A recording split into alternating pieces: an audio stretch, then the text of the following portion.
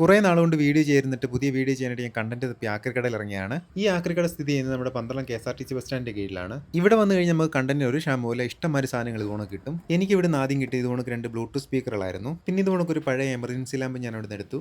അതുകൊണ്ട് 2 mosquito bat ഞാൻ എടുത്തിട്ടുണ്ടായിരുന്നു. ഒന്നിനൊരു പിടി മാത്രമേ ഉള്ളായിരുന്നു. ഇത്രയും സാധനങ്ങളാണ് ഞാൻ അവിടെ നിന്ന് കളക്ട് ചെയ്തത്. ഇതിനൊപ്പം ഒരു എമർജൻസി ലാമ്പ് എനിക്ക് കിട്ടിയിട്ടുണ്ടായിരുന്നു. ഇതുകൊണ്ട് കുറഞ്ഞ ഞാൻ നേരത്തെ ഇവിടെ നിന്ന് എടുത്തിട്ടുണ്ട്. ഇതിനെല്ലാം കൂടെ 150 രൂപയായി.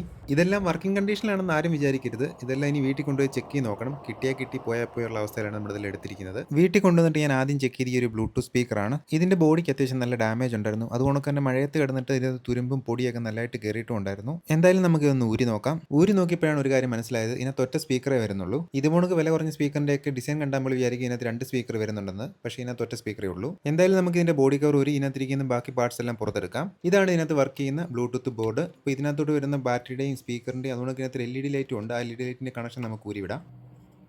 ഇനി നമുക്ക് ഇതിന്റെ ബോഡി കവർ മുഴുവനായിട്ട് ഓപ്പൺ ചെയ്യാം.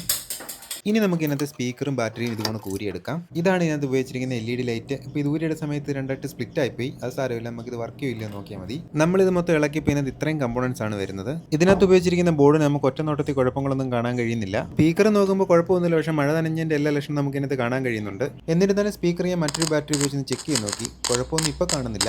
എന്തായാലും ഇത്രയും പഴക്കമുള്ളതുകൊണ്ടും ഇത്രയും മഴയത്ത് കിടന്നുകൊണ്ട് ഇതിനകത്ത് ബാറ്ററി പോയിരിക്കാൻ സാധ്യതയുണ്ട്. നമുക്ക് അതുകൊണ്ട് ഇതിനകത്ത് കണക്റ്റിംഗ് പിന്ന് മാത്രം ഊരിയെടുക്കാം. എന്നിട്ട് ഊരിയെടുത്ത് ഈ ഒരു പിന്നെ നമുക്കൊരു പുതിയ ബാറ്ററി ആയിട്ട് കണക്ട് ചെയ്യാം. പൊളാരിറ്റി മാറിപ്പോരുത്.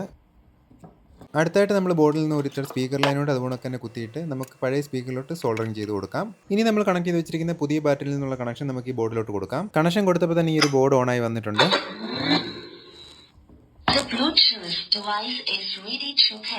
അടുത്തായിട്ട് നമുക്ക് ഇതിനകത്ത് LED ലൈറ്റിൻ്റെ കണക്ഷനോട് കൊടുക്കാം. കണക്ഷൻ കൊടുത്ത ശേഷം നമ്മൾ ഇതിന് സ്വിച്ച് ഇട്ട് നോക്കിയപ്പോൾ ഇതിനകത്ത് LED നല്ലതായിട്ട് തന്നെ വർക്ക് ആവുന്നുണ്ട്. എന്നിട്ട് ഞാനൊരു ബോർഡ് ബ്ലൂടൂത്ത് വരെ പേരായിട്ട് ഒരു പാട്ടിട്ട് നോക്കുവാണ്.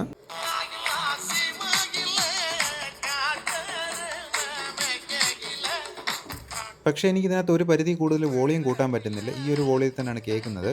അതുകൊണ്ട് ഞാനൊരു സ്പീക്കർ റിമൂവ് ചെയ്തിട്ട് എൻ്റെ ഇരുന്നൊരു പഴയ സ്പീക്കർ കണക്ട് ചെയ്യുവാണ്. സ്പീക്കർ മാറ്റി ചെക്ക് ചെയ്യുന്ന സമയത്ത് ഇതിനകത്ത് പ്രോപ്പറായിട്ട് തന്നെ വോളിയം കൂടുന്നുണ്ട്.